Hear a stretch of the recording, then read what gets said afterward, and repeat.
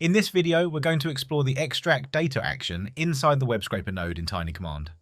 Extract data helps you pull specific information from a web page instead of scraping everything on it. Whether you're looking for company emails, phone numbers, product details, contact information, or any other structured data, you can define exactly what you want to extract and let TinyCommand do the rest. The goal is simple. We'll take the company website, extract the email address from that web page, and update it back into a tiny table. So let's start building. First, I'll change the trigger to a schedule trigger and set it to one every 2 minutes. This allows our workflow to keep processing records automatically. Next, I'll add a find one record node and select our company table. Here we'll add a filter condition where email is empty. This ensures we only pick companies where the email is not being fetched yet. Now, let's add the web scraper node and select extract data. When you open it, you can either build from scratch or choose a template.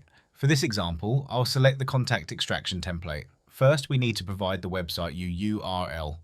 So I'll map the website coming from our find one record node. Next, we define what information we want to extract using the prompt and extraction schema. In our case, we only want the company email address.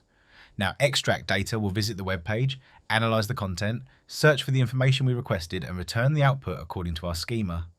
Once we get the result, we need to handle two cases: email found and email not found. So I added an if-else condition. If the email is empty or not found, we'll add an update record node. Here we select the same table and add a filter where the website matches the website from our find one record node. This ensures we update the correct company. Then we update the email column as not found. Now, for the second case, when the email is found, we'll again add an update record node.